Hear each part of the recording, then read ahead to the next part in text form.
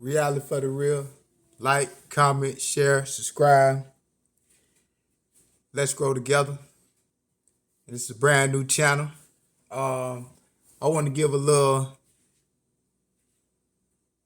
soliloquy about what the channel is going to be about and just reacting to all videos across the spectrum: political, cultural, entertainment, sports, you name it. Home and reaction videos. Let's go. We got Officer Tatum interviews Vivek Ramaswamy. Vivek Ramaswamy is a very intriguing character to me.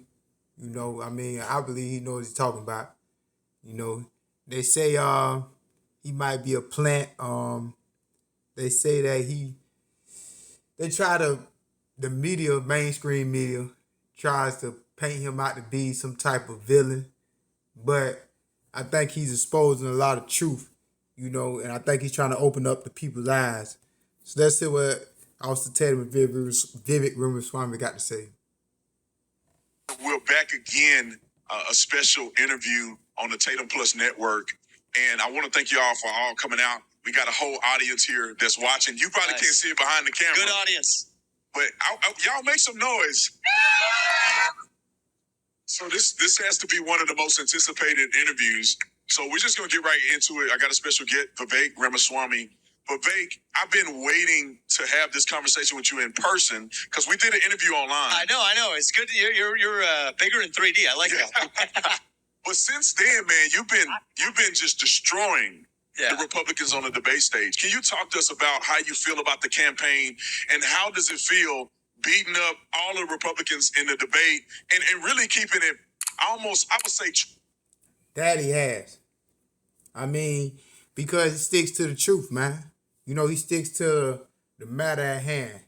I think he has been one of the most decisive, one of the most intriguing, and basically he's been one of the most polarizing figures because he breaks everything down and he sticks to policy. You know what I'm saying? At the end of the day, everybody want to talk about everybody in these debates. Everybody want to point the finger at everybody and how bad the other person is, and nobody's talking about the policies. You know what I'm saying? With his China and Taiwan policy, he basically put it all on the table. We have not heard a formidable policy by any other candidate besides Vivek. He says, he basically says that they'll be under our protection to 2028, but we can we can manufacture our own semiconductors. And I think that's, you can't secure anybody in perpetuity. They're going to have to get their defenses up to the point where they can secure their own land. You know what I'm saying? So I think that's a good approach. I think it's a realistic approach. It might not be the best approach, but it's a realistic approach. Something we haven't heard from other candidates. But you're your own person. Yeah. But I feel like you do a really good job at calling them out and being transparent to the American people. So what's your thoughts on the campaign so far? My thoughts are pretty unconstrained. I think that I'm at my best when I'm unrestrained. I'll tell you, I'd rather lose an election and speak the truth than to win by playing some political snakes and ladders game. And so, I'm new to politics. I was in the world of business beforehand. I started this campaign in February, and there's times where you can feel the pressures that otherwise would say, hey, well, maybe you soften the way you say that or whatever. That didn't work for me. And so I've really just taken the shackles off. And that's what I've done most of this campaign. I'm at my best that way. So I feel good about it. And my view is if that's what the people want, that's what they're going to get in me. That's what I'm volunteering to do. And that's one thing I love about you. Whether you like him or not, that's how he is. He keeps it real. He ain't going to lie. I think that's the best candidate. At the end of the day, a person that's not going to lie, whether you like it or not. Every day you wake up in life ain't going to be rosy. Every day you wake up in life, things ain't going to go according to plan. It's going to be some things that you're going to have to take with a grain of salt. You know what I'm saying? It's going to be certain situations that you ain't going to like the outcome, but it's going to be for the greater good. So And another thing is that you're a young man. How old are you? 38? I'm 38. 30. I'm 36. Okay. And so I'm inspired by the things that you do, how you stand up for yourself. I appreciate But that. how does it feel, man? I know you get a lot of pushback on it. People are questioning, can a 38-year-old man run the country? And you've been doing a really good job in word.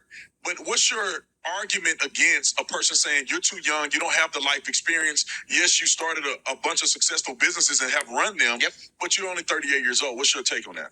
Yeah, I mean, look, I think that if you want somebody who's been tried and true in government and that has had years of political experience or whatever, I'm not your guy. I believe, though, that not having that experience is actually an asset. I actually believe that coming in with fresh legs, with a different perspective, unconstrained, without being in this, and it's sad I have to say this, but without being into politics for making the money on the back end of it. You have countless other people that are in this to enrich themselves or their families, be it Biden, be it Haley, be it others.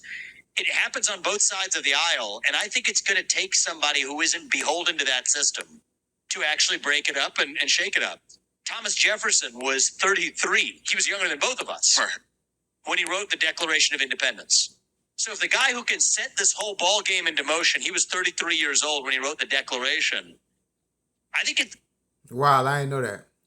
I didn't know Thomas Jefferson was that young. Man, I like Vivek. You know, at the end of the day, if you got the intelligence and you got the wisdom, you know, age is just a number. I mean, they got the age limit at 35. So, I mean, obviously he fits the age limit. And, you know, a lot of people are going to have their worries about a young man running the country. I'm 38 myself, you know, so I think it's a new time, you know. It's getting in that age and era where Gen Xers and millennials are basically running the world. You know, we're ready to take the baton, you know, and like I said, I like them. You know what I'm saying? Age just a number. There's a reason why. It's not a coincidence. It takes somebody whose best days in life are hopefully still ahead to see a country whose best days can be ahead of itself too. I believe that. And so there's a reason these revolutions, these revivals, they tend to be led by the next generation. I think that's what it's going to take. And, you know, if you look even at my schedule this week, we were in 29 counties in the last 5 days. We've done 10 events some of these days. That's how we're going to work for this country. And I think that's what it's going to take to revive who we are. So my view is, I don't like to boast about my business accomplishments, but I've taken on bureaucracies. I took on Big Pharma, developed a bunch of medicines they refused to develop, built a multi-billion-dollar company doing it. I started the leading anti-ESG firm that was Strive, that was competing directly against BlackRock and State Street and Vanguard. We crossed over $1 billion in assets under management after launching our first fund. That's twice as fast as it took JP Morgan to get to the same place as an established financial institution when they got into the same line of business. So I'm a believer in taking on bureaucracies. When I do, I tend to win, and I don't intend to stop now. Take on the biggest one of all, is the federal bureaucracy in Washington, D.C. And I think it's going to take somebody, and Trump brings this and I bring this, with sharp elbows. But it also takes somebody with sharp elbows who understands the law and the Constitution. And I think I'm the only person who brings both of those things to the table. That's one thing you can't lie. Boy, he be reciting the Constitution. Like, for real. I mean, he can be talking about something that's off script and go straight to the Constitution. You know what I'm saying? It's like he studied it top to bottom. You know, and like I say, the man has been successful, you know, even though it was business. He has had a forward-thinking mind and has been successful from it. You know, I mean, I don't think that he's got a shot in 24, but I definitely think 28, you know, we looking at more likely our next president.